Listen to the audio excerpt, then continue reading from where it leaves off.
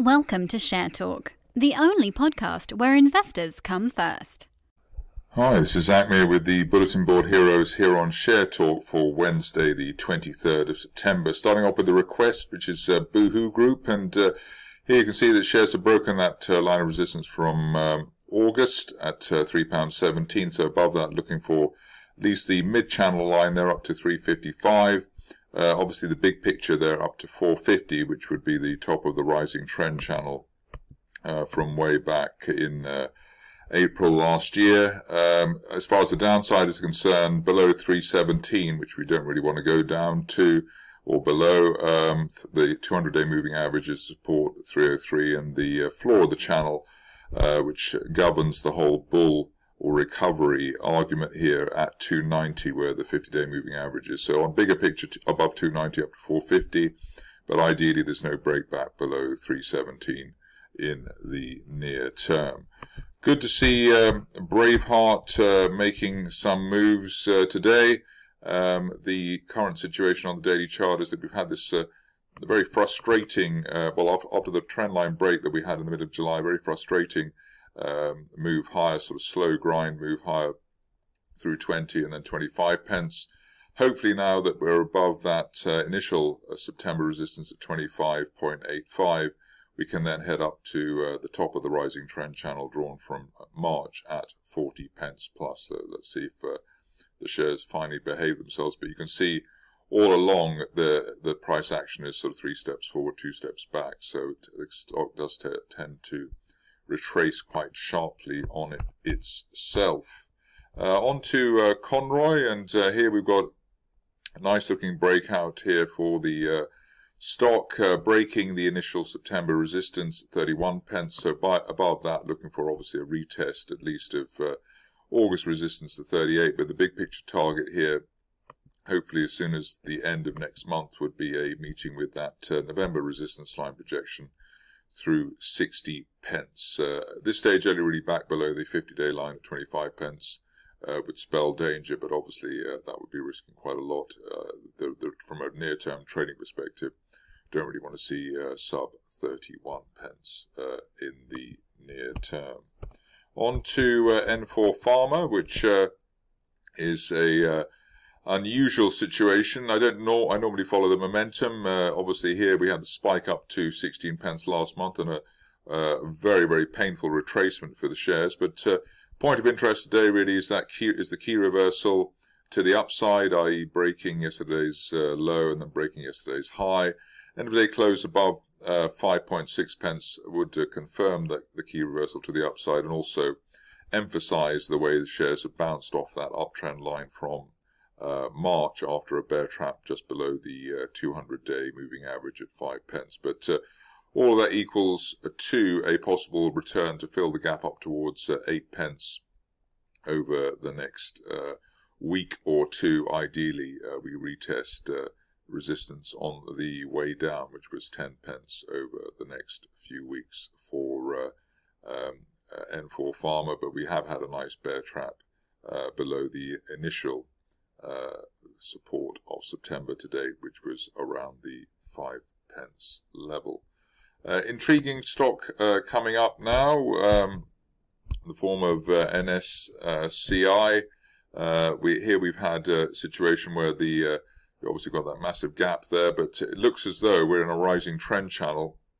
Floor of the channel at the 20-day moving average at 62 pence. Broken that line of resistance from the beginning of the month around the 63 pence level, but basically above 62, looking for a top of late August price channel target as high as what's that, £1.10. So let's see if the charts work on this particularly strange setup that we have here.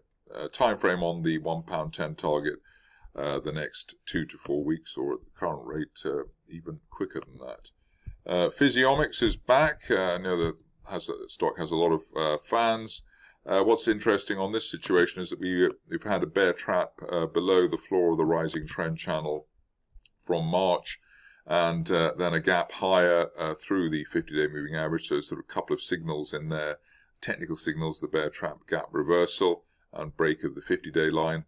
End of day close above the 50-day line at 7.64 pence should be enough to get the shares back on their way and hopefully retest 10 pence plus, or obviously much more than that.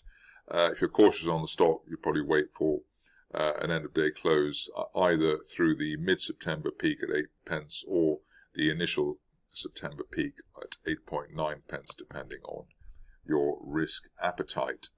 REYN is next, and can't quite remember whether I actually charted it before or looked at it and then didn't cover it, but certainly the shares are off to the races at the moment.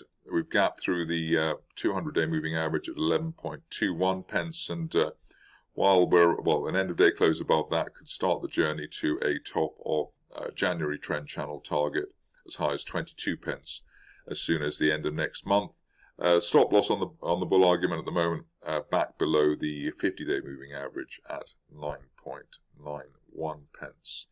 THOR Mining has been a regular here on the Bulletin Board Heroes, and be churlish not to look at it again after today's gap higher.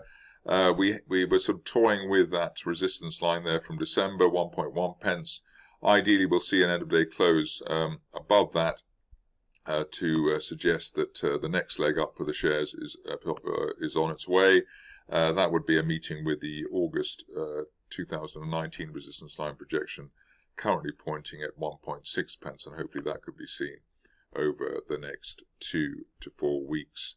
In terms of the money management, I suppose an end-of-day close back below the gap, back below a penny, would be in order in that particular situation. Quite a buzz regarding Trafalgar, which was a favourite of mine as well, along with lots of other people on Twitter at the moment. Current situation a little bit fiddly, not really a great charting stock, but we do have that triangle on the daily chart from July.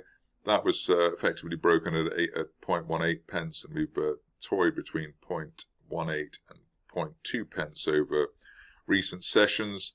Still the situation here that while we're above the floor of the gap at 0.13 pence, we're giving the shares the benefit of the doubt. That's also the 200-day moving average as well, so that makes sense. And once we resolve the current churn that we have near to 0.2 pence, we could have a target here as high as 0.35. But probably at this stage, you want to see an end-of-day close 0.21 or above, really, to make sure that the shares are going to go up and stay up, given the rather messy activity at the moment. Nothing so messy for Tuple, where we revisit the chart here. We had a break through the 200-day moving average last week, and we're now sort of toying with that at 0.08 pence. Probably the easiest thing here, though, is to wait for an end-of-day close through 0.1 pence, given that we've backed off from that. But if you are aggressive, then you'd be looking at the stock now and would have a 0.07 pence stop loss.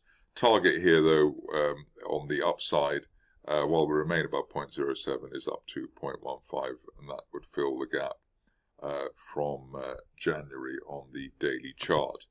Just worth finishing off a slight lap of honour here with Valerix. The reason for the inclusion is basically just to point out that we did not manage to hit that rather ambitious looking 45 pence June resistance line projection today.